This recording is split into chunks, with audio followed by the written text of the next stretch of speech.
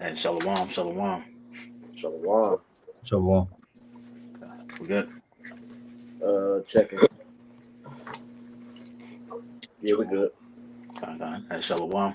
It's your brother, Great Millstone Charlotte, come with another live lesson to the spirit and power of Yahweh Shem Shah.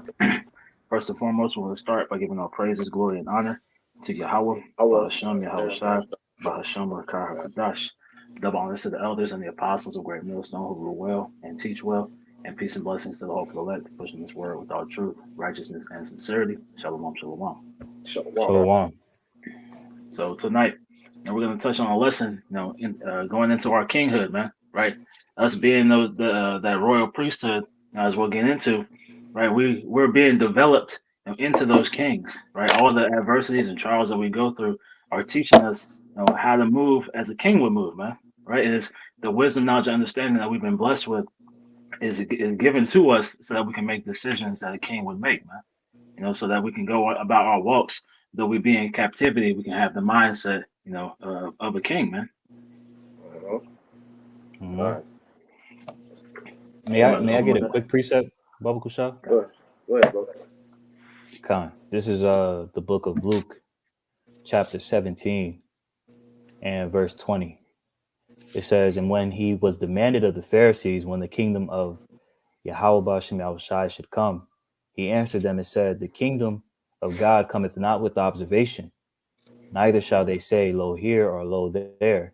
For behold, the kingdom of Yahweh Bashem Yahushai is within you." Okay? And that kingdom is constantly being fashioned to Yahweh Bashem Yahushai's liking, as the brother has said, within our walk. Okay? So we have to continually ready our minds to be able to enter into this steed of kingship. Uh-huh. Got precept.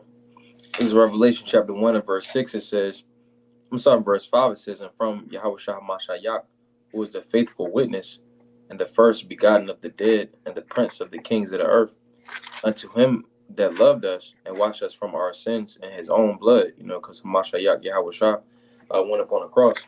And it says, verse 6, "And hath made us kings and priests unto the Most High and his Father. To him be glory and dominion forever and ever. Amen." Which, like priest goes into, we're pretty much being it's an audition or not a simulation, but a simulation, so to speak, if you will, of kingship, rulership. Because we're being groomed up, and we're being trained, and we're getting the different experiences, so that we know what to do when we ultimately get those crowns. Otherwise, we be a part of that number. All right, That's right. I got one.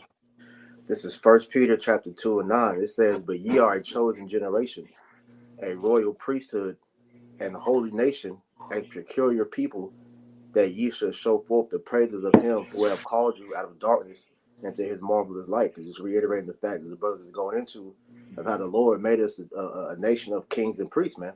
And as Kwame was saying, our walk is being fashioned to pretty much act like the royal people that we are, man. So the whole point of what we're learning in this truth is how the Lord's preparing us for the kingdom. All right, we have to put our mind states in the we gotta put our mind in the state of how a king will operate and everything that we do, man. And that's what the Lord is teaching us in this walk, man. Okay. Because when you go Everything through is our, all centered. that's like, It's like I was gonna say, everything is all centered around us, praising Yahweh Bashim Yahushai, man. Because the Lord is making us, into kings that's gonna rule the earth, man. You got it, bro. God. I was just gonna say, as the precepts that you guys brought out, right? We're being, fashioned into that holy priesthood on this side, and being holy, we have to be separate from certain things, man. There's certain disciplines that a prince, is put through in order to become that king, man. Right, and that's what we're going through right now is developing that discipline, developing the character traits that a king will carry, man. Because we have examples of kings, who gave themselves over to their lust or fell victim to different character flaws, man. So the Lord is purging these things out of us on this side, so that when we finally get put in that rulership seat, we can rule righteously, man. Khan. Is that You what want you to, were saying? The Lord is pretty much bringing us up, because like you said, the king has always start out as a prince first, man, and then as you're in you're being brought up to pretty much learn on how to be a king. All right, you had tutors, you had different people who was pretty much teaching you the affairs of how a king is supposed to be, man. So that when you succeed into the throne, all right, you're able to rule, correctly, so that your kingdom will be lasting. All these different period pieces, movies that we can watch, and shows that pretty much show you this. We're actually living this out in our walk. That's right. So I'm gonna jump into this article off of healthyleaders.com. It reads, "Act like a king." As going into it, it says the regal bearing of a king is not revealed by outward extravagance, but by character and attention to the well-being of those influenced by his leadership. Certain actions and attributes are not fitting for a king. And we're seeing that, we have to continually separate ourselves from this world because the ways that these people continue to live in are not fitting for kinghood, man. Right? You can't do the majority of the things you see other people do, man, because you're being raised up as a prince, right? So you're being taken away from the rest of the world, and as the precept may mention, you're being put with those tutors, man, right? You're being put with those teachers, in order to be groomed into that future ruler, man. Can I get Could I get I wanted to get this word for first fruits, essentially, because that's what the elect is. Let me get all right. It says, it reads. I'm gonna pick up the article as well. First fruits, it says about war. All right, and it says H1061. So let me get this root word. It says be born first. It says to make as first. All right, and it says new fruit. It says it's a lot seasonable. Pretty much the point. The firstborn is the best. The best of the class. That's what I was looking for, but I didn't see that definition. But pretty much the elect is the best. So the best can't do the same things that everybody else does, like you was going into. Like when you take guys like Kobe. You took guys like I'm not into basketball, but you hear about it. Kobe, LeBron. They had a story like they all got up at like 5 o'clock in the morning. And the dude Carmelo, he was pretty decent, but he wasn't at the top. But the top ones always make those sacrifices. The elect's gonna make those sacrifices in righteousness, like we're going into. Right. Hey, we have a higher responsibility than the rest of the world does, man. Right. So we can't afford to get caught up out here the way Jake, the way they are, man. That's why scriptures tell you, measure the times when you be amongst the indiscreet, man. Because you have to be very careful of the time and energy that you put towards different things because it's taken away from more important matters, man. Where were you at in the article? You can jump down to point number 1. It says a true king. It says resist fleshly indulgence. A king is in a privileged position and has resources available to him that others cannot access. A position of leadership should be used to bring people into truth and freedom, but abuse of power brings people into subjection, confusion, and even sin. Right. And what's the true resources right now, man? It's this wisdom, knowledge, and understanding. Right? You brothers who are out here teaching, right? You believers who have been blessed with this as well, right? You've been given access to something that's available to you, and the others can't access it, man. Right? The election have obtained it, and the rest were blinded. Right? So we have that access, and like it says, a position of leadership should be used to bring people into truth and freedom. Right? You're being freed by this word, man. You're bringing people into this truth, right? By spreading those seeds, man. Us being those husbandmen, right? And it says to be used to bring people into the truth and freedom, but abuse of power brings people into let's say subjection, confusion, and even sin, because there are those who people believe have the truth, right? Going into these pastors or even these other Israelite camps with these wayward doctrines, man. People believe this, and it's power in that belief, but it's bringing them into what? Subjection under Satan, ultimately, confusion and sin, man. Okay. I had a precept for you. Okay. Because it's saying you gotta pretty much, separate yourselves from, pretty much things that's going to destroy you. All right. So this is 2 Corinthians 6 and 17. Actually, I I started at 14, but the point is in 17. So it says, 2 Corinthians 6:14, be ye not unequally yoked together with unbelievers, for what fellowship have righteousness with unrighteousness, and what communion have light with darkness? Because as it's saying, we have to, put off, fleshly lust that can destroy you, different things that as kings, you can't just indulge in the things that the common people do, man. You got to have a higher level of discipline, because as a king, you are a leader, and so you can't pretty much do what you see everybody else doing, because you're held to a higher standard, like we said earlier. So as us being that noble people, okay, we're not going to equally yoke ourselves with people that's beneath us, and we say that humbly, because these people out in this world, man, they're into all type of bullshit that's destroying them, man. Committing adultery, being a mo, all right, giving themselves over to these different lusts, these demons or whatnot. All right, so we're trying to elevate while these people are destroying themselves, man. So it says, verse 15, and what concord have Hamashiach with Belial, and what part have he that believeth with an infidel, and what agreement hath the temple of the Most High with idols? For ye are the temple of the living power, as Yahweh Ba'ashem Yahushua have said, I will dwell in them and walk in them, and I will be their power, and they shall be my people. So like what Atazwan read earlier about how we are the kingdom, all right, the kingdom of heaven dwells within you. Yahweh Ba'ashem Yahushua, all right, is commanding us to pretty much, keep our temple pure, because the Lord's Spirit is dwelling us, and as we get the power, coming to when Yahushua returns, man, we're going to be able to establish the very rule that the Lord is teaching us how to do to the rest of the world, man. All right. Yep. Verse 17 says, wherefore come out from among them and be ye separate, saith the Lord, and touch not the unclean thing, and I will receive you. And that's pretty much having that temperance, to where we're not giving ourselves over to the lust of the flesh. All right, the ways of Babylon, which is meant to destroy kings, man. Exactly. Okay. And Prince, when you get that word unclean, it talks about being ceremonially unclean for the Levites, and understand that they were the priesthood of the first covenant. The priesthood of the second covenant is going to be the men of Israel, man. That's right. So you have to be separate from these unclean things, because you are occupying the duties of a priest, man. That's right. Yep. I had a precept, if I may. Okay. You got it.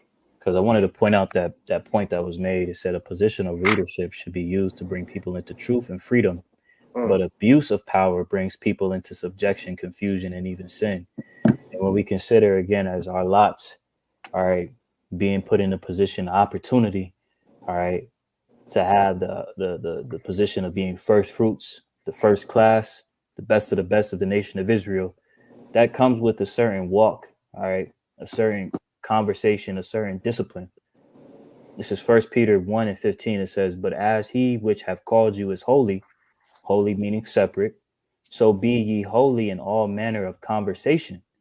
Okay, and conversation, all right, is not just speech, right? Conversation is your feelings, your thoughts, and opinions, all right, pursuant to the free dictionary. Okay, so it's pretty much it encapsulates your entire being. Okay, it says, verse 16, it says, because it is written, be ye holy, for I am holy. Okay, so we have to pretty much separate our conversations from the ways of the world. All right, and we have to walk with wisdom to those that are without. All right, because we can't dumb ourselves down to the vibration of these people. Okay, that would be working backwards. All right, as we continue to elevate and grow in the spirit through the grace and mercy of Yahweh Ba'ashem Yahushua, these people got to do that. It's a video of that rapper Snoop Dogg pretty much talking about closing the gap. How when he was ascending into stardom, he had to disassociate himself from other people that he once was cool with, because of the fact that they were in two different playing fields. And the only way that they can keep going with him is if they moved up the ranks. Okay. Right. So with having this position of leadership, we can't abuse that power. We can't mishandle, all right, these spiritual gifts. Okay. Because we are going to ultimately be leaders. We're leaders right now. Okay. Can I get a couple? This is Bonsrat chapter 10 and verse 1. It says, "A wise judge will instruct his people, and the government of a prudent man is well ordered." Are essentially having doing everything one way, and that one true way is the wisdom, knowledge, and understanding of the scriptures. Because we see and we have experienced rulership under Esau, Edom. We see that's not well ordered. Verse 2: As the judge of the people is, so are his officers, and what manner of men the ruler of the city is, such are all they that dwell therein. You see, and we can see this. It says as the people is, so like as the judge of the people is himself. All right, and that's essentially somebody that's going to overuse things, the resources that they have. Someone that's going to destroy things. That's ultimately not going to be for the welfare of the whole commonwealth, the whole state. And how Esau does. He had nastiness going on inside his different like the White House and stuff like that. So that's essentially what we see in society. Verse 3: An unwise king destroyeth his people, but through the prudence of them which are in authority, the city shall be inhabited. And ultimately, to have a city or anywhere to be inhabited, it has to be a wise king, and that wise king is going to go through, like an academy. That's why when we seen like in the movies, you'll see like they was training them up. You saw Coming to America. Which that's probably like one of the only examples that we'll see. But pretty much, they trained them up to be from a prince to a king. It's essentially what's happening and what's taking place with the elect. I got something to add to you. This is the book of Ecclesiasticus. Oh, you read 3. Never mind. Yeah, you got it. Back to the article. Yeah, you can jump back. God says, "Consider Dawadah David calling Bathsheba into his presence. She could have resisted, but when pressure is coming from a person of power and influence, standing up for the truth requires much more strength. A true king will not waste his influence capital on personal indulgence." Right. So that was a lack of discipline, on David's part, right? And that's why he could teach Solomon the way he did, because he's teaching from his past failures, man. And that's why we're being granted the mercies of David as well, because we, Lord willing, we be of that number, have been those priests that were ordained, those kings that were ordained from the beginning of time, but we continue to chase after our lusts, man. Right? We continue to follow in the ways that we're going after the world, man. Right? But like it says, David used his position of power and influence, in a sinful way, man. And that's not befitting of a king, man. Number 2, resists escapism in time of pressure. Proverbs 31:4-6. Let those who have. Did you want to get that? So I got it right here. Yeah, I literally just had that, so I'll read it. Proverbs chapter 31. I'm gonna start at verse 3. It says, "Give not thy strength unto women, nor thy ways to that which destroyeth kings." God, look, your strength is in your attention to various circumstances, man. Right, your time, the energy that you put forth. Right, the more attention you show stuff is the power you're giving unto it, man. So if you're giving your power, to women or whatever it be, man. Right, you're giving your attention, your energy into things that aren't profiting you, man. Right, it's ultimately going to destroy you, because that's going to be a vice. It's going to be an attacking point for Satan ultimately, man. They can pull you back, into the world. It says, "It is not for kings or Lamel. It is not for kings to drink wine, nor for princes strong drink. Lest they." No, it's not. God, you finish up, Chris. It says, "Lest they drink and forget the law and pervert the judgment of any of the afflicted." So it's not saying don't drink, right? It's be moderate, right? Don't drink to the point of drunkenness, right? Before you get there, I wanted to add to that, because the thing about what it's saying for that, like as a king, as a leader, you don't want to get yourself to a point to where you're drunken, in a state of drunkenness in front of your the people that's under you, because that shows a sign of weakness. Exactly. You can't discipline yourself. So as a king, you're supposed to have a level to where you can pretty much show how you're how I want to word this. Tactful. Pretty much. Go ahead. No, it's, pretty much you saying like tactful, in Yeah. a certain decor. God. Hey, finish out that section in the article real quick, because that's gonna go exactly into what Priest is saying. Okay. It says, "Let those who have no hope resort to escapism," advises the wise mother. The king must remain alert in possession of all his faculties at all times. He cannot afford to let himself fall into a stupor that will erode the respect of others and have devastating consequences should an attack of the enemy occur. Leaders are not perfect, but they cannot afford to be careless and sloppy. Okay, you can go to that first. A brother can break it down. This is Bonsarat 19:2. It says, "Wine and women will make men of understanding to fall away, and he that cleaveth to harlots will become impudent." Right. So you don't want to be, overindulging in, women. It says wine, but that wine is, spiritual wine as well. But because at the end of the day, you're as a king, the strongest thing that you rely on, man, is the truth, man. All right. The That's order that you were brought up in is what's going to help you, stay on course and, rule your kingdom the correct way. Because as you see under Esau, his rulership, we're seeing how he's treating, the world under his, because he's the king of the world right now, man. And you see how he's pretty much letting indulgence pretty much just run rapid to where these people have no self-control. But they're learning this from the very man that's ruling, man, because as we read in Sirach, all right, as the king is, so are the people. So as you see, Esau, he's running the world dry, draining all the resources. All right, he's not restraining himself, and so the people have learned to be like that, and this is why society is all tore up, man. So, hey, you got to have a high level of discipline, okay, for you to be a ruler, because these things can be used as, like you said, tactics for Satan to come in and destroy you. Because when you go into history, different accounts of rulers and all that, they fail because of their lust for women. All right, they were drunks. They drunk for power. But without that, the truth, pretty much, being the backbone of everything that they do, how they think. We have this wisdom. This is what is prepping us up, like how when King Solomon was being prepped by King David. So I want to add to what Yoram just read. This is 1 Ezra 4:37. It says, "Wine is wicked, the king is wicked, women are wicked, all the children of men are wicked, and such all their wicked works. And there is no truth in them. In their righteousness also they shall perish.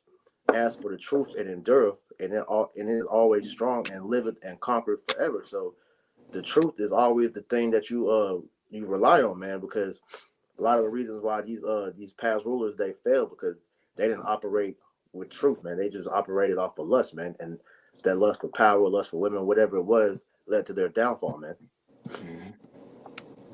That's it.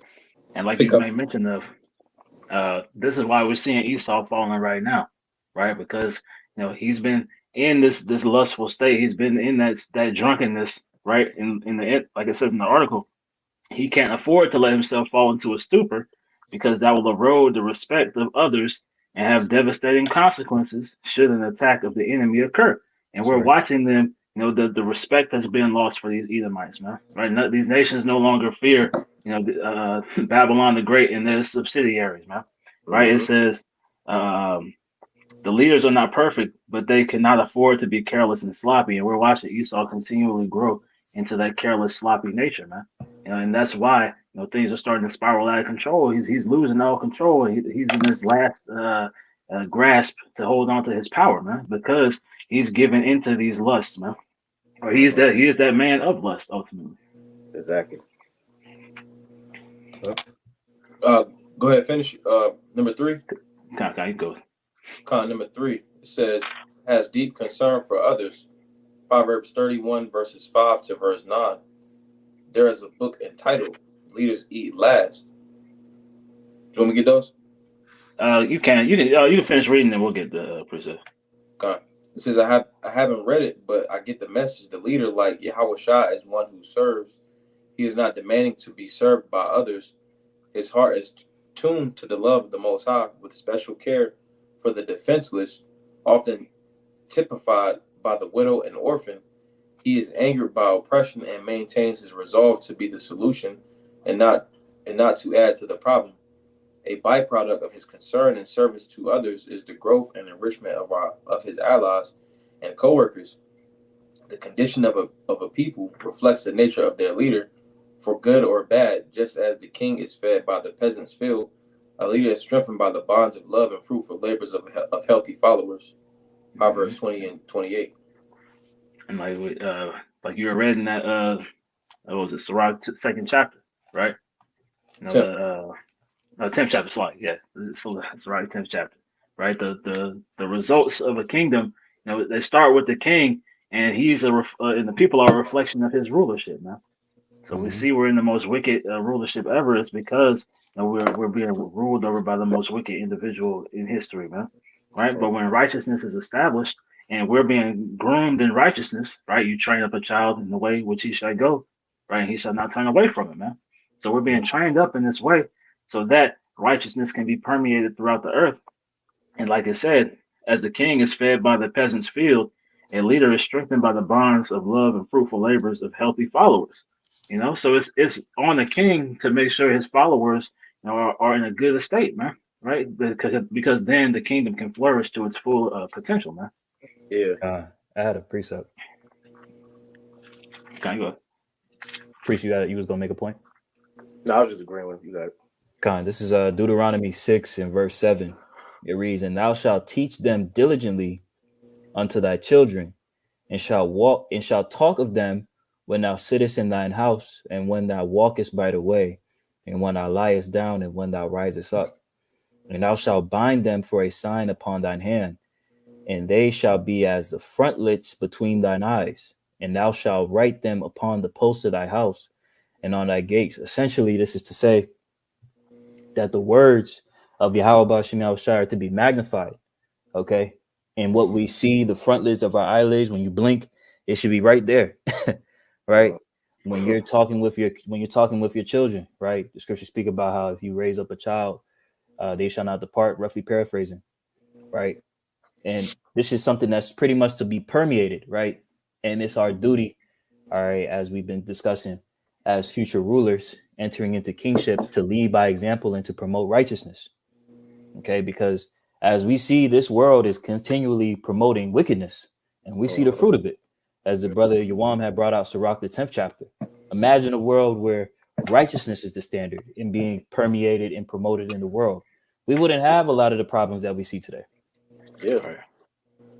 Because the question, you know, you should be asking is how do you establish a righteous kingdom, man? You know, it's all predicated around Yahweh Ba'ashem Yahushua, man. I want to get this real quick. This is Proverbs 25 and 2. It is the glory of Yahweh Ba'ashem Yahushua to conceal a thing, but the honor of kings is to search out a matter. All right, as we know, according to Sirach 39, okay, a wise man will be, you know, into the scriptures, man.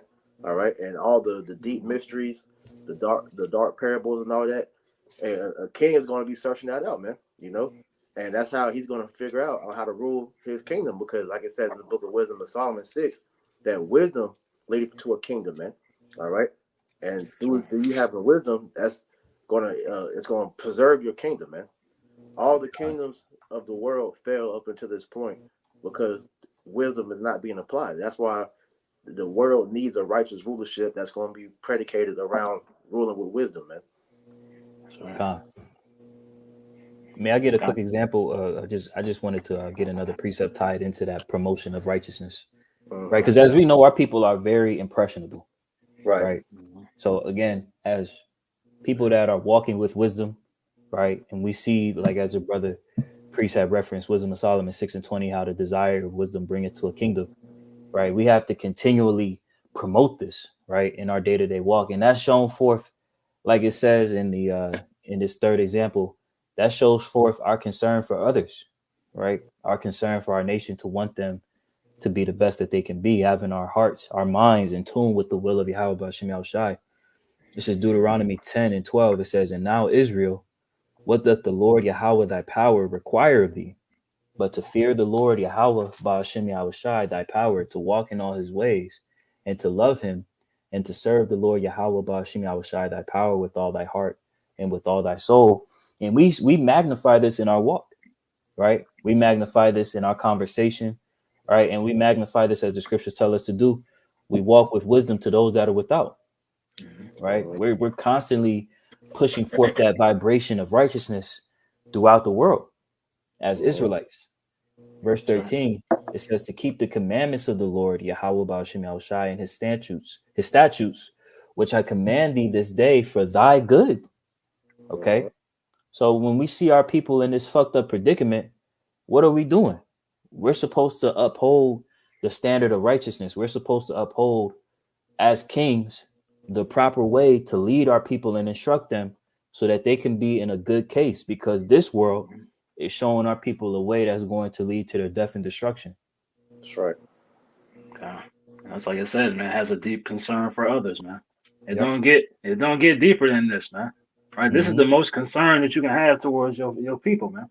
It's to want them to be living a righteous life, man. And ultimately to want us to be delivered, out of this place, man.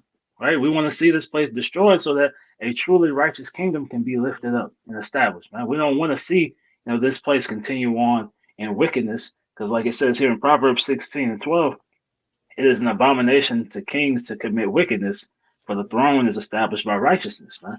Right? So kings that commit wickedness, right, they allow wickedness to permeate throughout the entire society, man. And we're coming, at the behest of Yahweh Ba'ashim Yahushai, to with a great concern for our people, man, because we see the decrepit state that they're in, and we know the only way out is to come back and to serve the Lord, man. Yeah, because as a king, all right, you're pretty much, your view of a righteous world, you will want that to be as pretty much your vision to make the world better, man. But like, cause when you look at the different movies, or you look at just history period, all the kings that ruled at some point in history, they all had their vision of how they wanted their kingdom to be, and so how they ruled was their inner vision of what they thought their kingdom would be. So for us, all right, our vision is Yahweh Ba'ashim Yahushai's vision, and that begins the kingdom is each and every one of us in our walk is building our kingdom of how we see it through our eyes, and it starts with us building making our conduct align with Yahweh Ba'ashim Yahushai's, and then as we continue to grow and the Lord gives us that power, eventually, Lord willing, after this place is destroyed, we'll be able to really put that vision in reality as we fix the world, we put the heathen in subjection, and we're able to glorify Yahweh Ba'ashim Yahushai the correct way that he was supposed to be glorified by, like I said, set creation back in order so that everything is giving praise to the Lord like it was created to, man. That's right. Absolutely. You can jump back in, you want. It says number 4 has a serious attitude, knowing that impulsive behaviors can have destructive consequences or set something in motion difficult to stop or reverse. A person with authority must be careful with his words, both spoken and written. A rash email sent in the heat of a moment can't be recaptured. Anyone can do harm with words, but a leader's reckless words carry greater weight and have wider influence. Leaders know this and weigh their words and actions accordingly. I get a precept. Right. You go ahead and get your point. I'll do it after that. Well, pretty much you gotta be careful what you speak. You gotta be careful what you teach. You gotta be careful what you say around certain people, right? You have to, always be, what's the word? Circumspect. Circumspect. Right? You have to be circumspect in all things, as the scriptures tell us, man. Right? You have to understand that, what you say can have dire consequences down the line, And as a king's, your word it carries more weight than the average person's, man. Right? Your decision making carries more weight than the average person. That's why you could do the same thing Jake does out here, but you get punished more harshly for it, right? Because the Lord has a higher expectation from you, man. Right? You just can't do and say what you want to say, man. And we see that, judgment is about to take place in the earth for, these false teachers, people leading our people astray, because what are they doing, man? they're speaking recklessly, and they don't realize the weight that these words carry, man. They don't understand the consequences of their actions, man. So as Yeah, kings, you have to know that when you say something, there's a heavy thing, heavy what's the word? It's a consequences. heavy consequences behind that, man. Kind. And I can give you an example of that. I forget where it's at, but you have I forget his name, but the one of the sons of eventually that came out of King Solomon, who pretty much whenever he ascended to the throne, he had got counsel on pretty much how should he rule over the people, and pretty much instead of hearkening to the counsel of the older men, he hearkened to the counsel of people that was in his age range, and pretty Right. much he made the bans on the people even harder. He taxed them more and all that. That's what eventually led to the rebellion. Under his rulership, I think that's when the kingdom started to split. You You're know? talking about Rehoboam. Yeah. The water. Can I get this real fast? Go ahead. Okay. Kind of that article pretty much it said it's better, I'm gonna read again. It says has a serious attitude knowing that impulsive behaviors can have destructive consequences or set something in motion difficult to stop or reverse. I want to get Ecclesiastes Quahalath chapter 7 and verse 4. It says verse 3, sorrow is better than laughter, for by sadness of the countenance the heart is made better, because ultimately the scriptures say the scriptures is a book of lamentation, mourning, and woe. So it's better to be serious minded than to always be joking around, because the scripture also say that by man's gait, how he looks, if he's always laughing, that show what he is. So if you always laughing, that's a fool. And that's pretty much who Esau Edom has set up in this society. The leaders, the leaders of Jake today, in the world is you got comedians, you got entertainers, and entertainers. People you can't really take serious. So someone that's a leader is an entertainer. Pretty much being in the heart of laughter. But I'm gonna keep going. Yeah, like an example of what you're saying. You got niggas like Dwight Howard. Dwight Howard was one of the best big men in the NBA, man. But nobody took him serious because this nigga was goofy. That's why they had their whole like top 75. I think that was the list of like the players and whatnot. And it was like he wasn't respected around the league because he was always goofy. That's why when he went to go play with Kobe didn't respect him. He didn't play with a few greats, and nobody took him serious because this nigga was always goofy and joking around and shit, man. Right. Yep. Verse 4, it says the heart of the wise is in the house of mourning, but the heart of fools is in the house of mirth. And it's ultimately better to be in the house of mourning because it's a particular seriousness, your focus. Whereas like if you always laughing, you got you're not focusing, you got like it's not tunnel vision, but you're not aware, you're not circumspect of the stuff that's around you. And as a ruler, you gotta be focused and have your attention directed on the things that matter. Think about that. What is there to really be in a spirit of mirth about? Nothing. Right? We're literally, as the brother priest had made mention of, we're those pieces, right? Those stones, a part of that temple, right? So the kingdom is within us. Lord willing, we be a part of the elect. So we have nothing to be happy about because we seek for a kingdom, as the scriptures tell us, where righteous dwelleth therein. This place ain't promoting anything that brothers will really want to see. It just promotes everything that's adverse to the will of the Lord. And we understand that we have to have, as it's a saying right here, to have a serious attitude, have a perspective, all right, of being circumspect and know that we have a position of authority, all right, through the Holy Spirit to promote righteousness to our people and tell them this is the right way, walk ye in it. You can't deliver that message. Like, no, that's not how this message is to be delivered. It's to be delivered sternly to our people. Right. I got a precept for y'all. I got one too. It's Ecclesiasticus chapter 21 and verse 20. That's the spirit. God. A fool lifted up, you can break that, priest.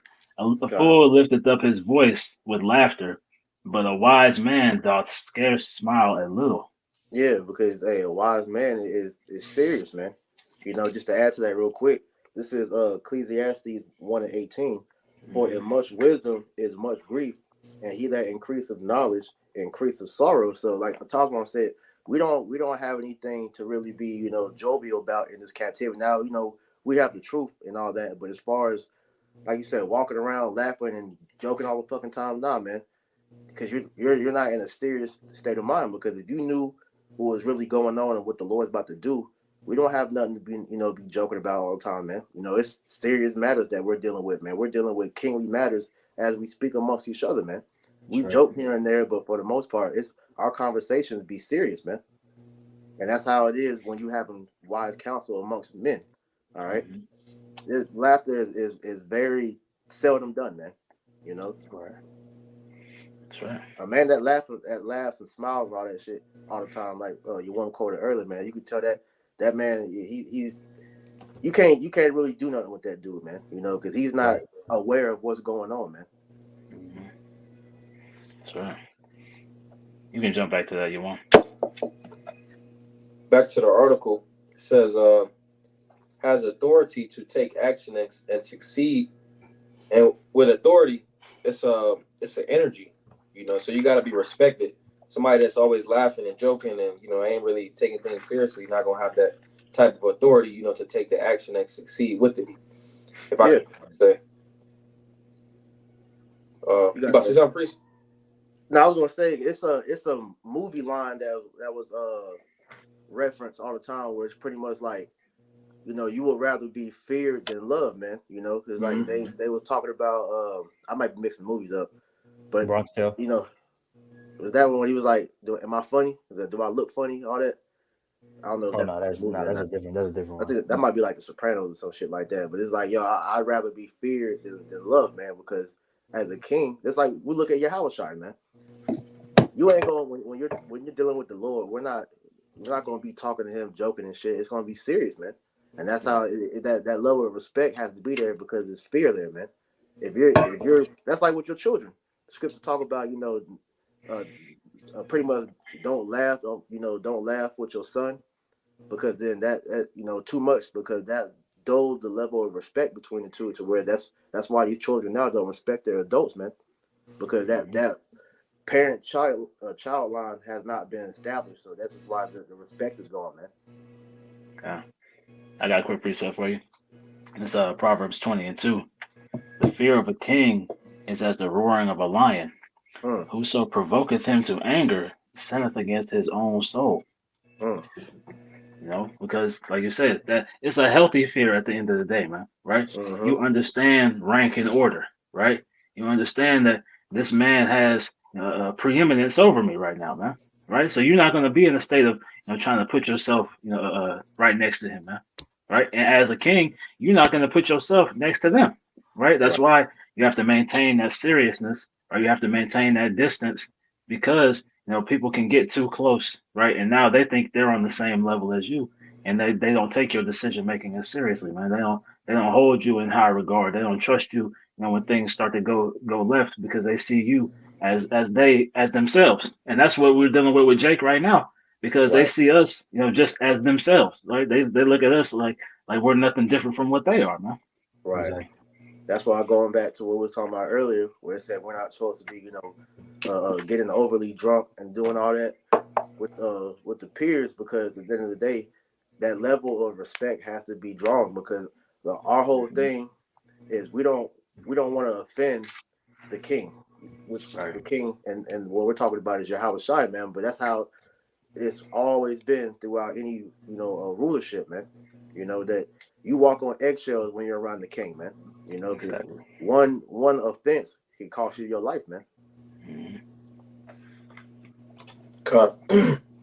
Continuing on, it says a wise king invests in his realm with extensive building and skills development.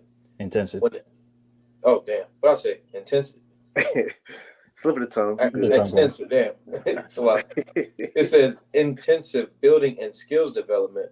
When an attack comes, he and his people are ready to meet and overcome the enemy. A leader who invests in his people will have the support and empowerment of others to overcome obstacles and achieve goals. And establishing the kingdom in righteousness right? First of all, we're not going to have to worry about attack. And there's going to be no more war in the kingdom, right? Uh-huh. But the people are going to trust the decision making because they've been made in righteousness, man, and they're going to see, everything that is being built up is better than the previous, man, right? That's why it tells you in Revelation that the former things are passed away, man. Right. So the former ways of thinking, the former ideologies and all things of that nature are going into even the buildings of this place, right? This will be of no remembrance because once you start building, right? Well, like I said, intensive building and skills development, right? All these things are intensified, right, through the wisdom, knowledge, and understanding, man. So you're gonna get to see, these things continue to grow, right? You're gonna see the empowerment of that the other nations ultimately will have once they get into their own lands after they thousand long hard years of captivity, right? Once they get put back in their own lands, they're gonna have a greater sense of achievement because they're not underneath a wicked ruler, man. Yep. I had a Number precept to add. I had a precept to add to that right quick because it said a wise king invests in his realm with intensive building and skills development, right? And this is what we're being put through right now: intensive building and skills development, being fashioned to have the mind of a ruler. Okay, how are we making this investment? By sacrificing our time, our energy, all right, to focus our mind on the things to come, laying our treasures in heaven. I got a quick precept, Matthew 6:19. It says, lay not up for yourselves treasures upon earth where moth and rust doth corrupt, and where thieves break through and steal. Right? We consider what this says, like a wise king investing in his realm. This isn't our rest. This isn't our realm. So we have no business building here and developing our enterprise, our kingdom in this world that's already been destined to be taken out. Exactly. Right? Verse 20 it says, but lay up for yourselves treasures in heaven, where neither moth nor rust doth corrupt, and where thieves do not break through nor steal. Okay, so we're making that investment right now to have that return where we have, Lord willing, sovereignty, all right, to be a part of the first fruits. Uh-huh. Sorry. You got a precept? No, no, I was about to read the number 6 on the article. Okay, Kyle, before you get that, Cornell, you about to say something, Salaki? Oh yeah, well, just laying back off what Atazawan was saying. Each brother, like even right now, you're in your own realm, right? So Yeah. it's upon your like we titled the lesson, act like a king, right? You gotta have dominion over your situation, right? You have to conquer whatever demons you fight. You gotta conquer whatever situations that you're in. You gotta overcome these things as a king would overcome these things, man. Like the brother said, you invest into your realm. How do you invest into your realm, man? You do this, the wisdom, knowledge, and understanding. You read, you study, right? You do the lessons, right? And then you character build, right? Whatever flaws you might have, you work to mitigate those things, man, right? And it's because of the spirit of Yahweh Bashim Yahushai. He's purging out all these unwanted qualities, man. That's right. Yeah. Could a brother get you got Esdras, get thine house? Yeah, I got Okay, it. Before I read it, I wanted to add to what Cornwall was saying because you are investing in your realm. All right, it starts in your mind first. Let me read this, and I'm gonna go into my point. So this is 2nd Ezra 14:14 or 13. It's like it says, "Now therefore set thine house in order, and reprove thy people, comfort such of them that be in trouble, and now renounce corruption." So it says, "Setting thy house in order." The realm starts within your mind, but then it expands to your actual house. All right, with your family, then your house, then everything you pretty much have control over in your life. That's your kingdom that you're establishing, and then eventually, like I said, through the Spirit, the Lord is going to actually give us the kingdom that we're actually going to be able to, manifest to our liking. When we get that power. But you got it, you want. I pretty much was gonna say the same thing. Beautiful. Finish it out. It says, "Let go from the immortal thoughts, cast away the burdens of man, put off now the weak nature, and set aside the thoughts that are most heavy unto thee, and haste thee to flee from these times, because as a king, man, and you have no room for weakness.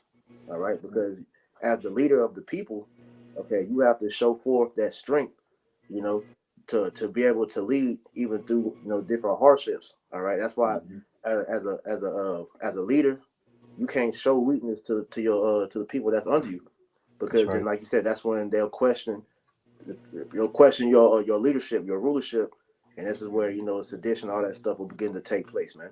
That's right. But I had one more too, because you mentioned about how a wise king, will pretty much invest in what he's doing. So we seeing the opposite of how this is taking place. This is Ecclesiastes 10:16. Woe to thee, O land, when thy king is a child, and thy princes eat in the morning.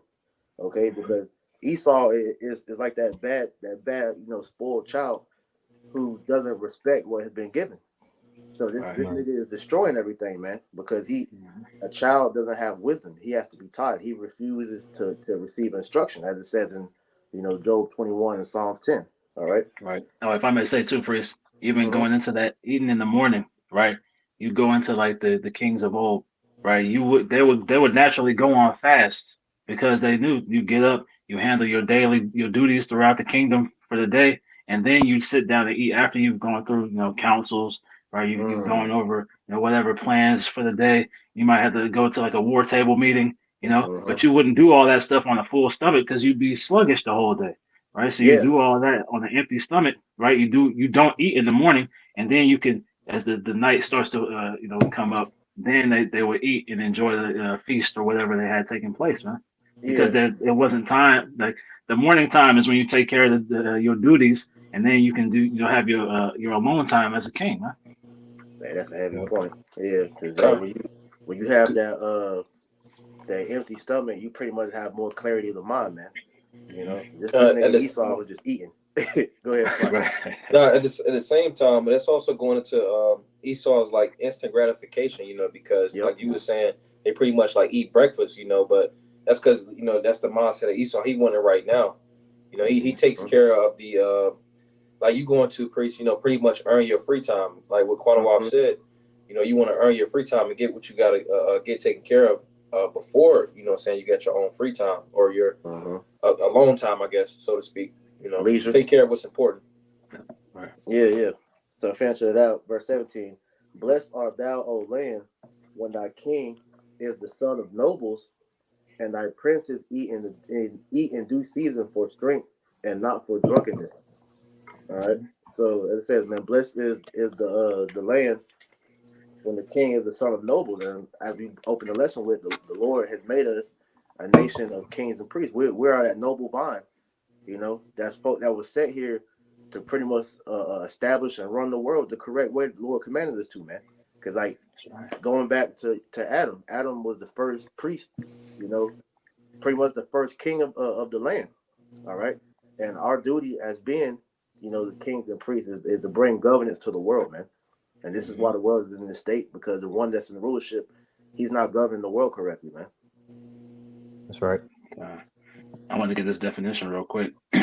It reads, for nobility, it says a rank or status, the state of being, it's like the state or quality of being exalted in character, right? So you have to be, have a higher self-esteem, man. You have to have a higher regard or requirement for yourself, man. That's right. You have to, it's like jumping down, it says, the state or quality of being morally or spiritually good, dignity, a socially or politically privileged class whose titles are conferred by descent or by royal decree. And who gives the decrees, man? Yahweh Bashim Yahushai, right? He's the king over the whole earth. So his word is final. He's made a decree, right? And it's conferred by descent because we're the blood descent, man. This is the royal bloodline, man. You got the wicked royal bloodline over there in England, and then you got the righteous royal bloodline, right, with the Israelites right now, man, with the elect and the hopeful elect out here, man. Khan, I'm gonna add to that definition. So when you look up the word king in the etymology, it says noble birth, making a king etymology. How do you say this word? It says one who descended from noble birth, or the descendant of a divine race. So we're the only true kings of the world because, like I said, we are the Lord's people. All right, we are the sons of God, man. Yasharallah, man. All right, so we're the true rulers of this world, man. And this is why the Lord is fashioning us to get back into that mind state to know how to rule, so that when we get that power, man, we're going to be able to enact what we think. Yep. Hey, like we taught to listen, act like a king, man. Right? You're kings, man. Act like it. Right? Stop doing the same. Stop. Tripping over the same stumbling blocks. Right? Better yourself. Have more. What's the word? Higher self-esteem. Take care of your mental, your spiritual, your physical. Right? Do the things that a king would do. Right? Don't be out here. Thinking yourself like you're the rest of Jake out here, man. Right? We call ourselves the hopeful elect, right? Being humble about it, but we continue, we endure. Lord willing, that's us, man. So we have to carry ourselves in such a manner, man. Right? You can't be out here with your head down, right? And you can't be out here living the life, right, and carrying about, right, as if you're not a king, man. You got to do things, as nobility would do it, man. That's right. That's right. Back to the article. And it says, number 6, knows that his voice is heard by both friend and foe. Unempowered people may complain, my voice doesn't count. There is nothing I can do to affect change. A true leader knows that his voice is heard in heaven. It is not arrogance, but boldness in his relationship to Yahushua HaMashiach that gives the leader confidence in his dealings with the Most High and dealings with the enemy. We got the Lord on our side, man. Right? That's where our confidence lies. That's the boldness that brothers can come and teach with, man. Come and speak with, right? You have that confidence because you believe, what the scriptures tell us, man. Right? The promise are said, that we're going to be those established rulers. Should we endure, right? So why would we, carry ourselves in any other fashion, man? Right? We know we're in captivity, so we do these things in balance and and within our strength. But it's the mindset, like Priest may mention, that has to be established first, man. I got precept. This is Kohelet Ecclesiastes chapter 8 and verse 1. It says, who is as the wise man, who knoweth the interpretation of a thing? A man's wisdom maketh his face to shine, and the boldness of his face shall be changed. And it's the spirit, ultimately the faith coinciding with the fear that gives brothers and believers that boldness to stand on that rock, which is Yahushua. Belief on Yahushua, which is the scriptures, that allows that the boldness. Right. It's like I said, it's not arrogance, man. Right? You can't be arrogant about something that you know is going to happen or that you know is the truth. Arrogance implies a false sense of confidence, man. This is true confidence, right? We believe these things to be wholeheartedly true, so we carry ourselves in like fashion, man. Okay. I got something to add to that. This is Proverbs chapter 23, verse 7. It says, for as he thinketh in his heart, so is he. Eat and drink, saith he to thee, but his heart is not with thee. So the point being, it says, for as he thinketh in his heart, so he is. So, hey, if you're calling yourself a king, you're thinking that you're a king, you got to act like it, man. All right? How you perceive yourself in your mind, all right, it will show forth on how you walk, man. So like Cornwall just said, we got to act like kings, man. I have something right fast as well. This is the book of Isaiah chapter 41 and verse 10. It says, fear thou not, for I am with thee. Be not dismayed, for I am thy power. I will strengthen thee. Yeah, I will help thee. Yeah, I will uphold thee with the right hand of my righteousness. Right. So as the brother Yuam has said, right, having that rock of confidence, standing upon Yahweh Bashim Yahushai, right, we have the assurance, all right, in our confidence, right? The Lord is telling us to fear not. The Lord is telling us that he's with us, to not be dismayed, to know that we'll be strengthened through him, and that he will be our help. All right. And the scriptures, what's so beautiful about it is that the scriptures provide actual testimonies of our foreparents that they were put into situations where their confidence was shown in the Lord. And we enter into that steed. Right. So as we, continue to get closer until Yahushua's return, man, we got to make sure that our minds are where they're supposed to be at, because we're going to need that utmost confidence in Yahweh Shem Yahushua leading it into these times of Jacob's trouble, man. You know. So I got one more. This is Revelation 3:11. Behold, I come quickly. Hold that fast which thou hast, that no man take thy crown. Whoever can speak on it. Yeah, hold on to it. Go ahead, brother. Go ahead. Hey, man, hold on to this thing with dear life, man. Right? It's the only thing you should be focused on, really, man. You know, everything else gets the leftovers. You know, you give this your undivided attention, right? And you're gonna receive that crown, man. It's already yours, right? Like I said, that no man shall take thy crown. The crown is right there, right? You gotta, play defense, against Satan and the wiles of this devil, right? To keep your crown, right? And you have to hold on to this truth, for dear life, man. That's right. Yep. I got a quick precept to add to you, bro. This for you. This is the book of Matthew, chapter 6, and verse 32. Matter of fact, I'll start at 31. It says, therefore, take no thought, saying, what shall we eat? So like in Matthew's 6 and 31. Therefore, take no thought, saying, what shall we eat, or what shall we drink, or wherewithal shall we be clothed? For after all these things do the Gentiles seek, for your heavenly Father knoweth that ye have need of all these things. Verse 33, the point, it says, but seek ye first the kingdom of Yahweh Shem Yahushua and his righteousness, and all these things shall be added unto you. Man, all these things, man. It all starts with seeking the kingdom, man. With the precept brought out, right? Wisdom bringeth to a kingdom, right? So this wisdom, knowledge, and understanding, right? The closer you get to Yahweh Shem Yahushua, the better relationship you form with the Lord, man. Right? You're going to be given all these things, right? You're going to be given eternal abundance, man. Right? You're going to be given rulership, dominion. You're going to be given the realm, right, to govern over, man. And it all starts with establishing yourself in this wisdom, knowledge, and understanding, man. God, I got that for you. This is 1 Kings chapter 2, verse 1. Now the days of David drew nigh that he should die, and he charged Solomon his son, saying, I go the way of all the earth.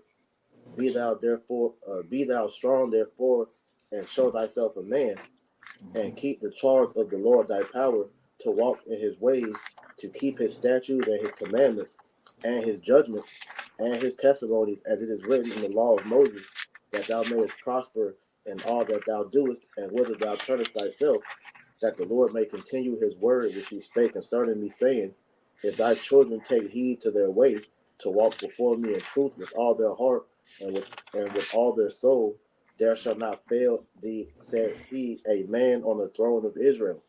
So this was the keys that was given to teach you on how to sustain the kingdom, man. And you gotta keep and trust in Yahweh Shem Yahushua, man. Right? Keep his ways, man.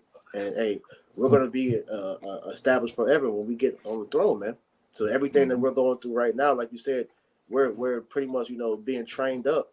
All right, to receive that crown. So the Lord already has it set for us. Like you said, we're playing defense against Satan to make sure that crown, gets put on us when we get that ceremony, Lord willing, like it says in 2 Ezra chapter 2.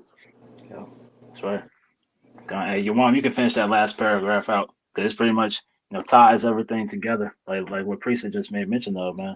Right, everything that we're doing through the Spirit and power of Yahweh Shem Yahushua is ultimately going to bring us to this kingdom, man. Right, it's going to establish, the throne of righteousness. Right, brothers is going to be set up as kings, and we're being developed, right, slowly but surely, right. But like Scripture say, these days are being quickened, man. Right, so everything is being quick, so it's a greater requirement, for you to enact these things into your life, man.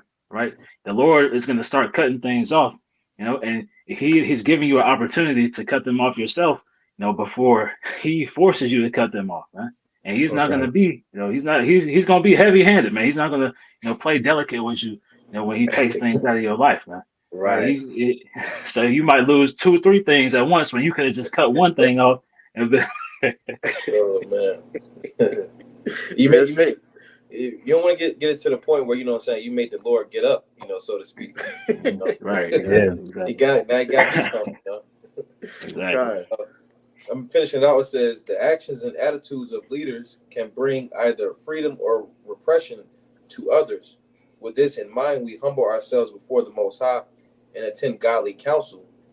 We then give ourselves expressing the heart of Yahushua, our King, and increasing his influence through faithful administration of love and authority in the realm entrusted to us. Mhm. And he's entrusted us, right, with these bodies, with this wisdom, knowledge, and understanding, right, in this realm that we're currently in. But he's preparing us to be entrusted with greater realms, man, right? Like scriptures say, in my father's house are many mansions, right? You know, some brothers may have planets that they're being entrusted over, man, right? A galaxy, you know, who knows, right? But you're being entrusted in this administration, right, through Yahweh Shai, right? And he's as his influence is increasing in us, man. So like John said, you know, I must decrease and he must increase, man. Right. So Exactly. Yahweh Shai should take up, you know, more and more of us as we, you know, put off ourselves, man. That's right. But that's all I had, priest. Time. Yeah, so anybody had anything else? La. Wow. All right, so hey, Lord willing, man, this lesson was edifying. All right, we're gonna close it out by giving all honor, praise, and glory to Yahweh, Bahashem, Yahweh Shai, Bahashem, Shekar Kodash. Double honors to our apostles and elders of Great Millstone that taught us this truth and that rule well. And peace and salutation to the elect that's out here laboring. Keep pushing. We almost home. All right. So with that, we want to say shalom. Shalom.